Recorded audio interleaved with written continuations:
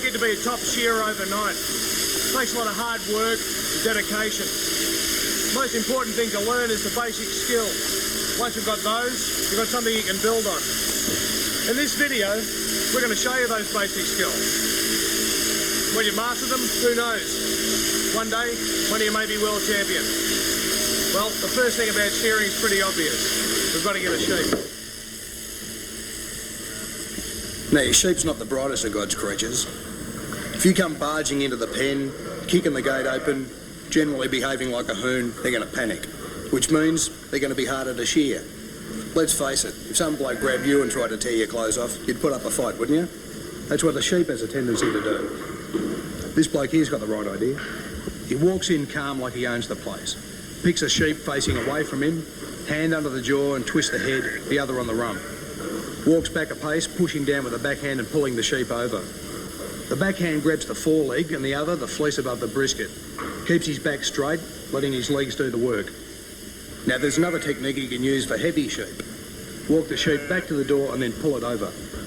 Remember, your thighs are the strongest muscles in your body. Use your legs. You can't shear with a strained back.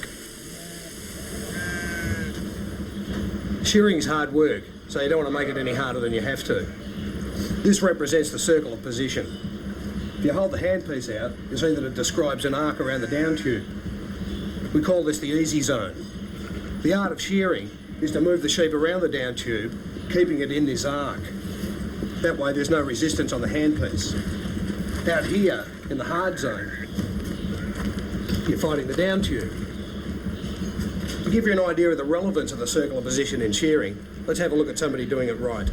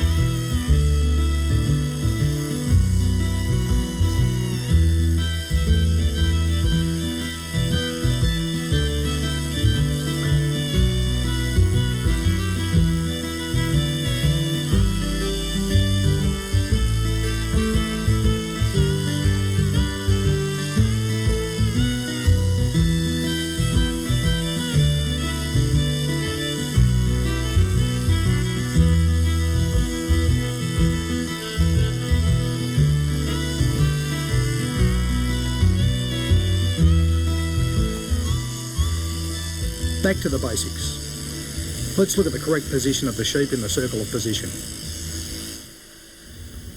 There's a traditional Australian method of holding a sheep that you'll find is suitable for all merinos.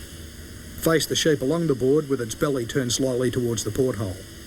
The shearer should be angled about 10 degrees towards the down tube, with his outside foot on the centre line and his inside foot just behind it. Control the sheep by using your knees and place the inside front leg under your rib cage to expose the inside brisket. Important if you're going to get all the wool off the belly. For the larger framed sheep, you might find it easier if you place the inside front leg between your own. Now here's an important point. The shearer is looking directly down on the area he's going to shear. That's good positioning, and that means good shearing with minimum effort. But that's only part of the story. A good handpiece and well trimmed and properly ground cutters that won't well up, that's what you need. But it's not just the handpiece, it's the free hand and the feet all moving together. You see, if a sheep was shaped like a pizza, it'd be easier to shear, but it's not. So to get a full comb on a flat surface, the shearer has to use his knees, feet and free hand to manipulate the sheep. You'll see more of this when we shear the belly.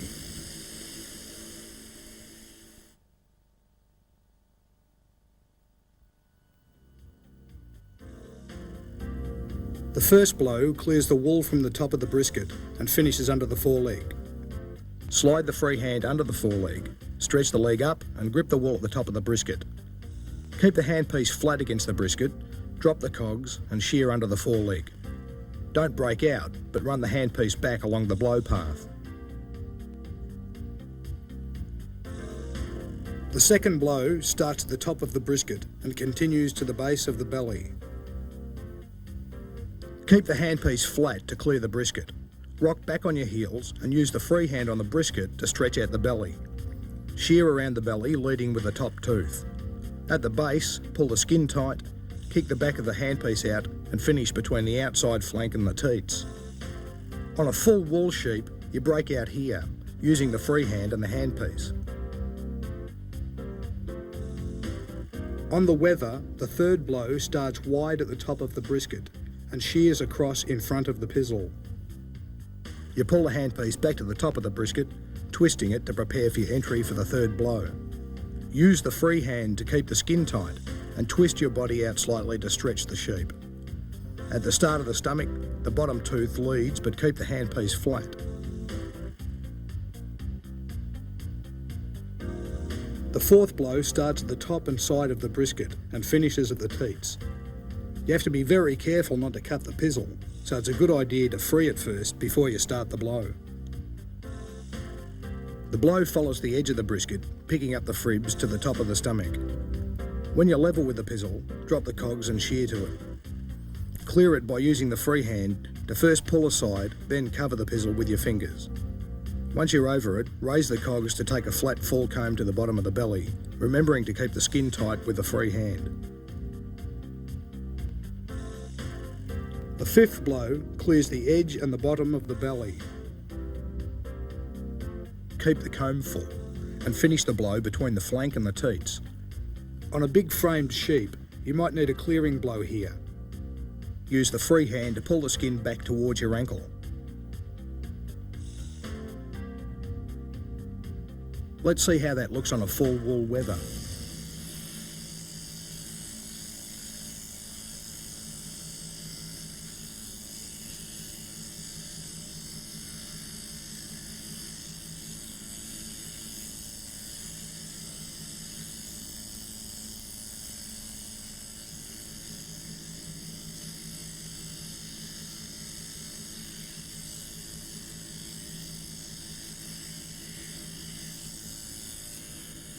From this angle, you'll get a good idea of how the shearer uses his body to twist and stretch the sheep out and keep it moving around the easy zone.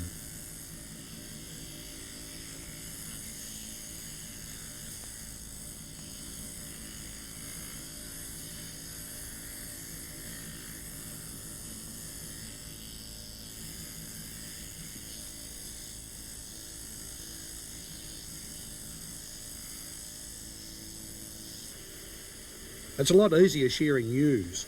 They're lighter, they're not as strong, and they're generally quicker to shear because they need less blows. For a start, you only need 4 on the belly.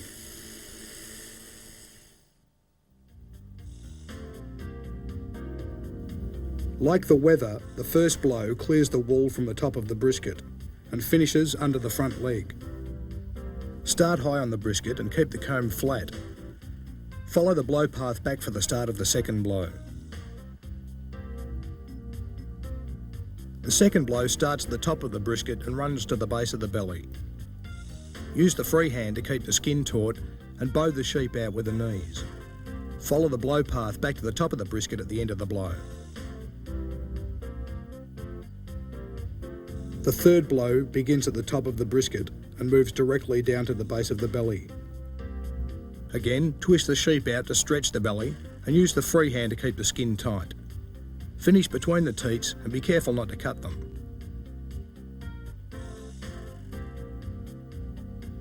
The final blow on the belly starts at the side of the brisket and ends between the flank and the teats. Make sure you clear the edge and the bottom of the belly, and remember, use the free hand to pull the skin towards your inside ankle to keep it tight. Be careful not to damage the teats at the end of the blow. If you've got it right, this is what it looks like on a full wool sheep.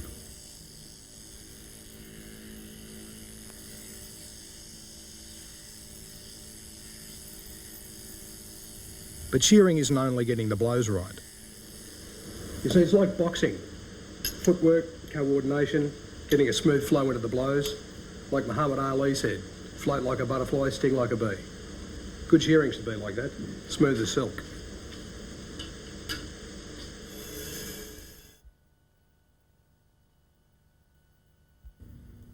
After you've finished the belly, move out over the sheep by moving your inside foot forward.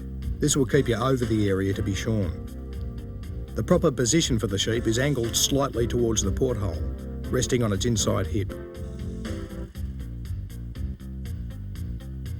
The first blow on the crutch runs from the flank to the hock.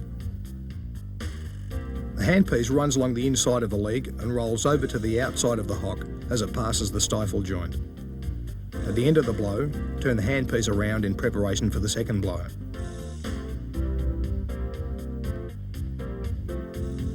The second blow runs between both rear legs.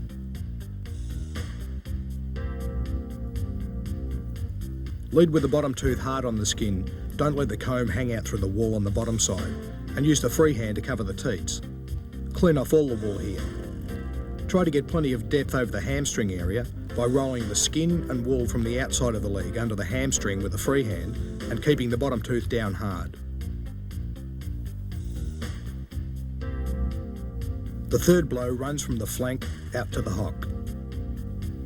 Use the free hand to keep the leg straight and lead with the bottom tooth. You may need 2 blows out here to clean up both sides at the top of the hind leg. At the end of the blow, the handpiece is turned around, ready for the opening blow on the first hind leg. Let's see how that looks on a full wool wether.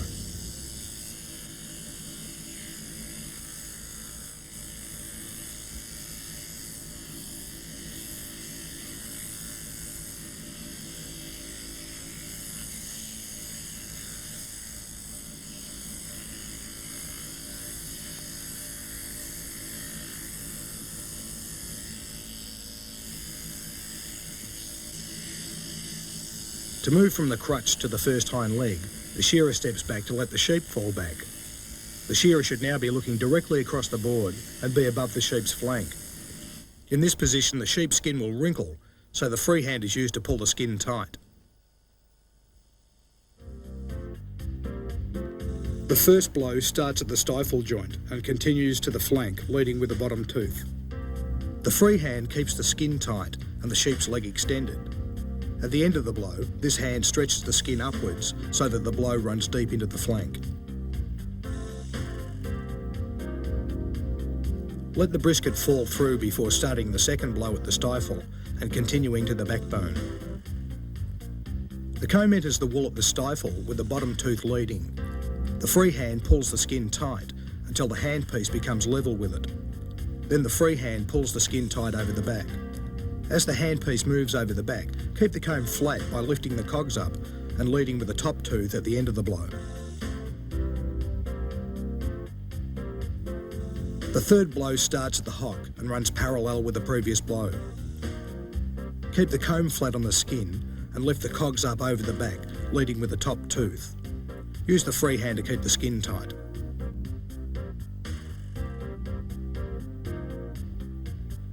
The fourth blow clears the remaining wool under the hamstring and across the back of the tail. Keep the comb flat and twist the handpiece out to stay flat over the tail. Remember, keep the skin tight, the comb flat, and lean out so that your head's over the area you're shearing.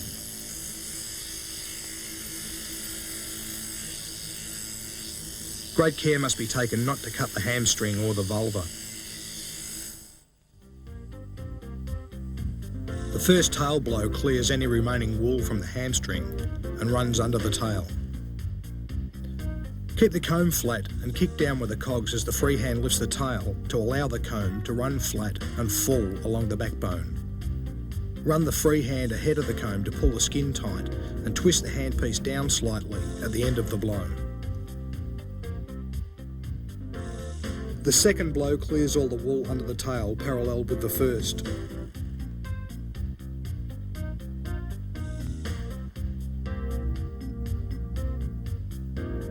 Lift the tail with the free hand, lead with the bottom tooth, and keep the comb flat and full. At the end of the blow, twist the handpiece down. Clear all the wool under the tail. Keep the comb flat and keep it full along the back by lining the top tooth up with the wool line. Moving from the first hind leg to the top knot, the handpiece should move in a straight line. The shearer presses the inside knee gently onto the muzzle of the sheep to keep it still. Things change. There's a new standard of professionalism among shearers these days. People shearing with this.